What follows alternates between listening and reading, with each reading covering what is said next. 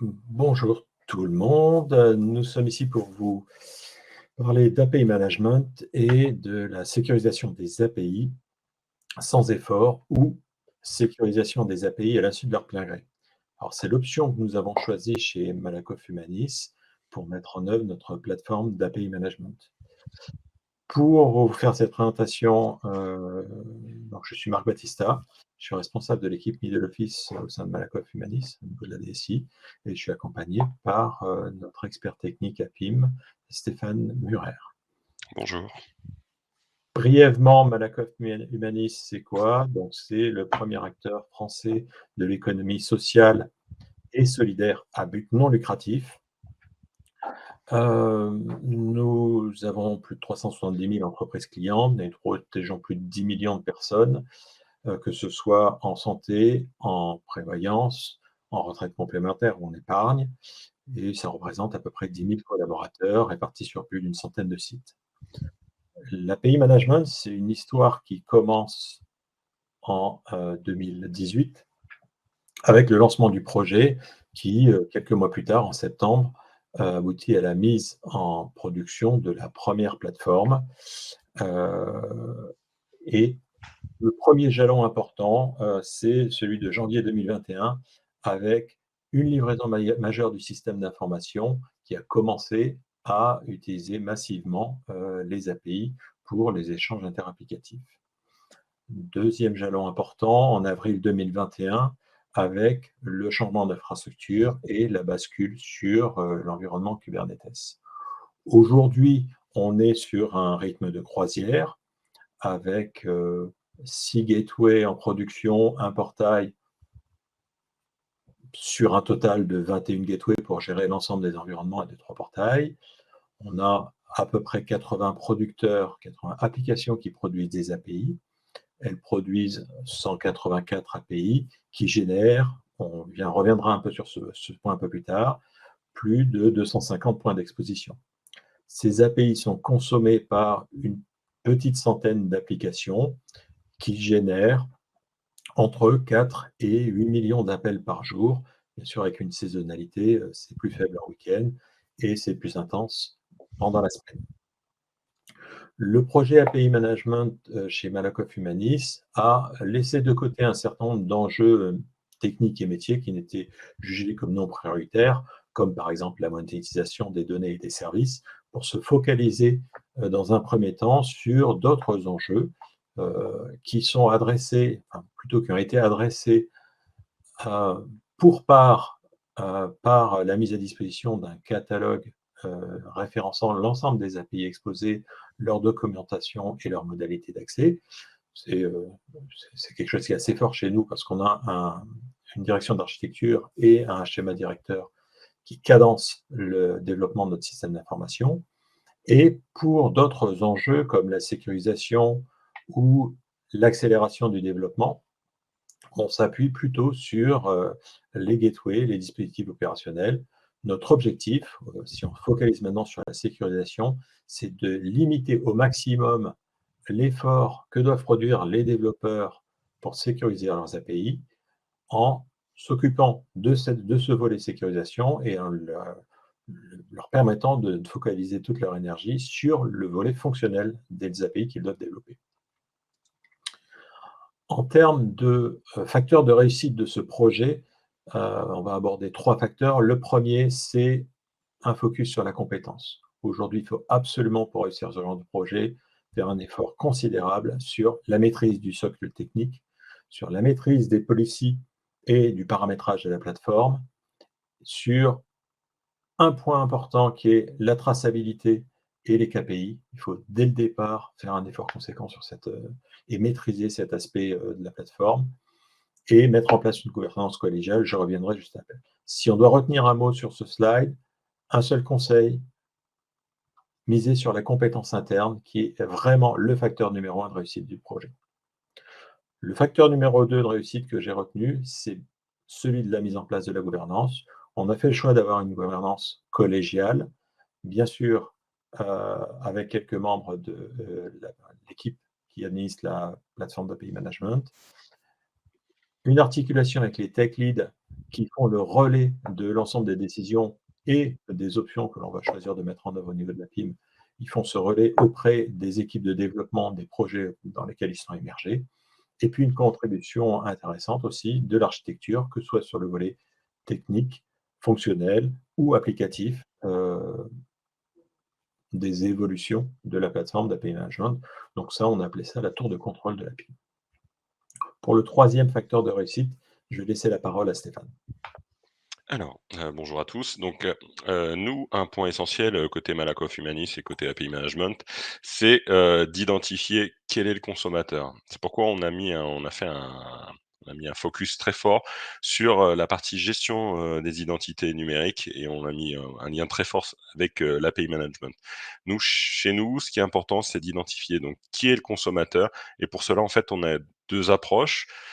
Pour, la partie collaborateur, on va utiliser ce qu'on appelle l'Active Directory, Federation Services, la DFS, donc ça marche aussi avec Azure, Active Directory et pour toute la partie client, en fait, qui est, scindée en 2 parties, le monde du particulier et le monde de l'entreprise, on va s'appuyer sur notre SIAM et en fait, on a une, gestion unifiée de la gestion des identités et surtout une gestion unifiée sur la méthode d'accès à notre SI via l'API Management avec les mécanismes que l'on a mis en place autour du protocole OpenID Connect. Donc je reviendrai un peu plus tard sur les slides suivants. Donc ça, pour nous, c'est vraiment un des points, de c'est vraiment un facteur de réussite, à notre niveau. C'est ce lien fort qu'on a mis en place, avec, notre système d'information.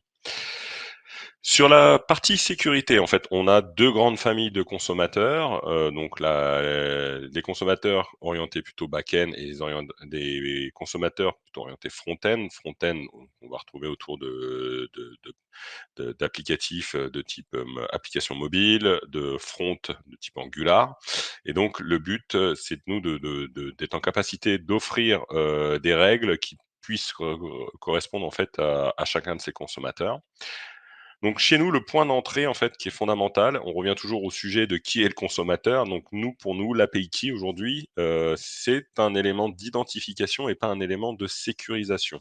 Donc c'est pas chez nous, l'API Key n'est pas un élément de sécurité. C'est vraiment utilisé pour identifier le consommateur. En termes de règles, après, on va retrouver des règles qu'on retrouve sur d'autres systèmes d'API management plutôt classiques, donc qui vont être le rate limiting, la gestion des quotas ou la partie IP filtering. Alors IP filtering, nous généralement on l'utilise pour les environnements anti-prod ou pour les systèmes consommateurs qui ne seront pas en capacité d'appliquer nos règles de sécurité. Là, je vais afficher directement les deux grandes familles. Donc, on revient à la famille des back-end et à la famille des front-end. Donc, on a au niveau de nos règles, on a des règles qui vont plutôt être appliquées sur la partie back-end. On va retrouver donc la partie MTLS, donc du mutual TLS avec échange de certificats entre les deux tiers, donc nous et le consommateur. Une mise en place de règles autour de protocoles O2, donc notre SIAM, à travers notre SIAM, on met à disposition un client ID et un client secret qui permet en fait, au consommateur de générer un access token et de pouvoir rentrer sur notre API management avec cet access token. La partie JWT est une règle qui marche aussi bien sur les front-end ou les back-end. C'est la capacité en fait de valider la signature d'un JWT qui pourrait être émis soit par un tiers ou par nous-mêmes. Je vous montrerai dans le slide précédent, suivant, excusez-moi, comment nous faisons. Sur la partie front-end, on a une règle qu'on appelle reCAPTCHA qui permet de traiter en fait tout ce qui va être concerné, surtout les formulaires déconnectés et donc, on va pouvoir, appliquer pour sécuriser une API qui n'a pas de sécurité, qui peut être accédée directement par un front-end de type Angular, donc directement accédé par le navigateur. Et on a une règle surtout qui est fondamentale chez nous, qui est la règle OpenID, qui regroupe en fait, toute la partie gestion des identités et qui va permettre vraiment d'identifier le end user, qui consomme, notre service. On a mis en place un module qu'on appelle Add-on, qui permet en fait de gérer les habilitations. Alors, comment ça fonctionne en fait? Le producteur, en fait, nous met à disposition une API qui va gérer, les règles d'habilitation et en fait, on va mettre à disposition on va rattacher cette API, en fait, à l'appel, de la cons qui va, excusez-moi. On va, appeler cette policy en fait, pour pouvoir appliquer des règles d'habilitation aux consommateurs directement. Donc bien sûr, il faut qu'on identifie, via OpenID Connect qui est le end user et on va être en capacité en fait d'appliquer des règles d'habilitation à travers une API proposée par le producteur. Un autre pan qui est intéressant, qu'on a mis en œuvre, c'est pour tout ce qui est environnement de recettes, c'est la gestion de la conformité. En fait, on a créé des règles qui permettent de se mettre en écoute, sur les consommateurs. Donc les consommateurs vont consommer les API et donc nous, on va aller récupérer directement sur notre portail, les swaggers, correspondant aux API sollicitées et on va se mettre en écoute pour voir si, ce que va demander le consommateur et la réponse qu'on va avoir au niveau du producteur est conforme, au Swagger qui a été publié au niveau du portail et donc on est en capacité de fournir un rapport par rapport à à la conformité du Swagger qui est publié sur notre portail. On a, mis en place donc en termes d'environnement, on a un double cloisonnement. Donc en termes d'environnement, on a toutes nos gateways sont accessibles sur l'intégralité des environnements de l'antéproduction jusqu'à la production et aussi bien, de manière interne qu'externe. En fait, on a une logique de gateway, exposée sur internet, une logique de gateway directement accessible par le SI en interne et donc on applique l'intégralité des règles que je vous expose là. Ce qu'il faut bien retenir dans ce slide, en fait, c'est qu'on nous sommes en capacité, en fait, d'appliquer plusieurs règles et de les cumuler.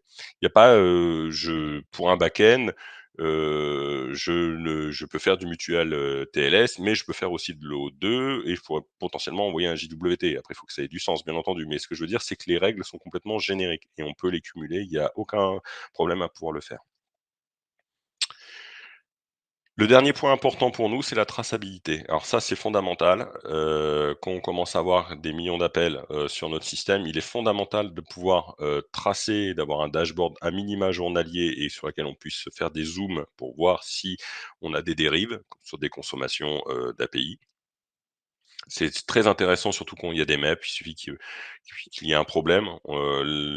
Ces dashboards-là nous permettent vraiment de faire un focus et d'identifier très rapidement, grâce à la partie traçabilité, le les erreurs que pourraient rencontrer des consommateurs ou potentiellement même des producteurs, des API qui vont tomber en time-out et cetera. Tout ça, nous allons pouvoir le tracer côté, dashboard API management.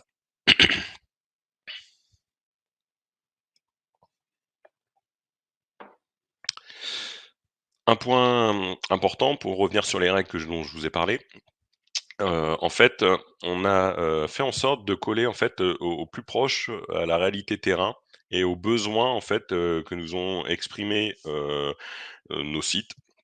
Bah, à travers la communauté des tech leads, en fait, on s'est rendu compte qu'on avait intérêt à faire des règles qui vont être utilisées et gérées côté, API management directement au niveau gateway pour éviter en fait, à avoir du redéveloppement et donc comme l'a dit Marc tout à l'heure, on a fait vraiment un focus sur ces règles de sécurité qui permettent, de décharger complètement les développeurs de logique d'implémentation. La logique d'implémentation au niveau sécurité. Ce que je veux dire par là, c'est que pour sécuriser un formulaire public où la personne n'est pas authentifiée, on va être en capacité d'appliquer une règle de type reCAPTCHA. Dès qu'on va avoir un élément qui va permettre de qualifier, d'identifier la personne, on va pouvoir passer sur une logique de JWT et dès qu'on va avoir identifié la personne et authentifié surtout la personne, on va être en capacité d'utiliser nos règles OpenID Connect.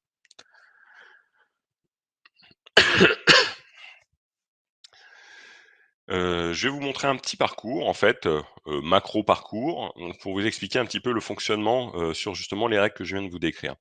On prend un client aujourd'hui, non connu de notre site, donc qui va accéder à un formulaire sur notre site internet, pour, adhérer à un contrat. Donc la première des choses qu'il va faire, c'est envoyer une demande de connexion et donc ce formulaire, en fait, va être sécurisé par, l'API reCAPTCHA. Ce qu'on va faire, c'est que à travers la gateway qui est exposée sur internet, on va réceptionner la demande, donc la demande et ainsi que le token qui a été, fourni par le reCAPTCHA. La gateway, en fait, elle va directement aller interroger, Google reCAPTCHA avec les éléments et Google reCAPTCHA, en fait, va nous ressortir un scoring et c'est ce scoring, en fait, qui va permettre de déterminer si on laisse ou non passer l'appel. Donc, pour ce cas-là, le scoring est correct. Le formulaire est soumis. Le back-end réceptionne cette demande et donc va à la volée interroger la gateway interne pour générer un JWT. Donc, c'est notre propre gateway qui va générer un JWT, va retourner donc le token signé au back-end et ce qui va permettre en fait à ce dernier d'envoyer un mail à la personne qui va pouvoir en fait continuer son parcours, confirmer, son identité, finaliser son parcours et valider en fait, valider son adhésion. Ce que l'on va faire en réentrant, en fait, on va réutiliser le JWT que nous avons émis et on pardon, on va s'appuyer en fait sur, un endpoint JWKS qu'on expose, donc qui expose en fait la partie clé publique. Et donc, on va valider en fait le JWT. Si ce dernier est valide, en fait, on va laisser passer l'appel.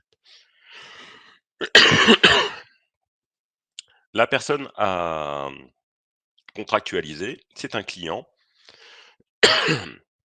La première chose qu'il va faire, bah, c'est récupérer notre application mobile. Il va se connecter à notre SIAM et à travers cette authentification, en fait, on va récupérer des jetons d'identité, donc un ID token et un access token. La personne souhaite récupérer ses remboursements, clique sur sur mes remboursements.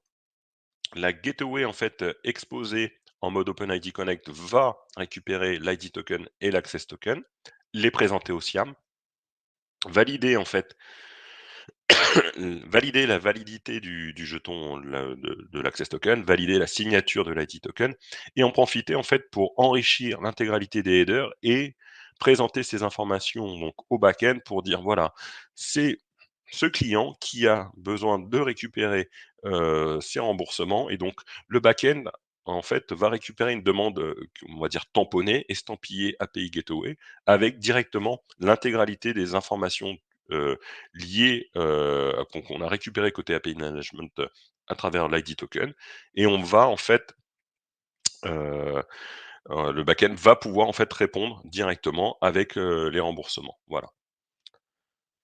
Je vais redonner la main à Marc.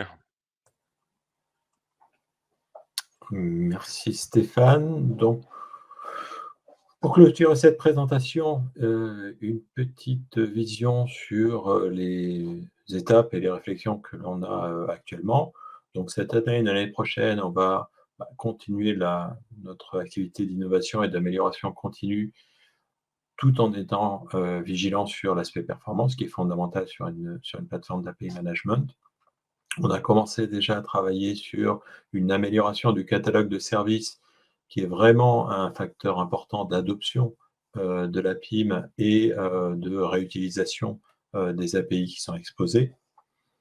On a des travaux en cours sur le couplage entre la plateforme d'API management et le middleware orienté message, parce qu'on pense que ça peut être une piste intéressante de faciliter l'accès au MOM à travers des API REST via l'API management.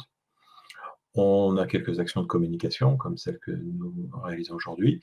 Et puis, pour une échéance un peu plus lointaine, on aimerait pouvoir se positionner sur un champ d'intervention autour des bonnes pratiques sur la conception, travailler un peu plus en amont et en accompagnement des équipes de développement sur la conception et la réalisation des API qu'ils souhaitent exposer à travers l'API management. Bien sûr, faire évoluer la sécurité, puisqu'il y a quelques aspects que nous aimerions creuser sur la sécurisation du lien entre l'API management et les fournisseurs d'API. Et enfin, un autre champ d'exploration. Aujourd'hui, on est exclusivement sur notre cloud interne et on aimerait étudier la possibilité d'avoir des extensions sur du cloud externe de notre plateforme d'API management qui permettrait d'étendre son champ d'utilisation sur des services hébergés par des tiers, par exemple. Enfin, on a évoqué le fait d'avoir mis de côté la partie monétisation. C'est quelque chose qui pourrait revenir dans nos préoccupations, mais plutôt horizon 2024-2025, parce que ce n'est pas une attente forte de la part de nos métiers. Voilà, on est arrivé à la fin de cette présentation. Vous trouverez sur le slide précédent nos coordonnées si vous souhaitez nous poser des questions ou entrer en contact pour échanger sur les sujets que nous venons d'aborder concernant la plateforme d'API Management. Merci beaucoup. Et à bientôt, Stéphane.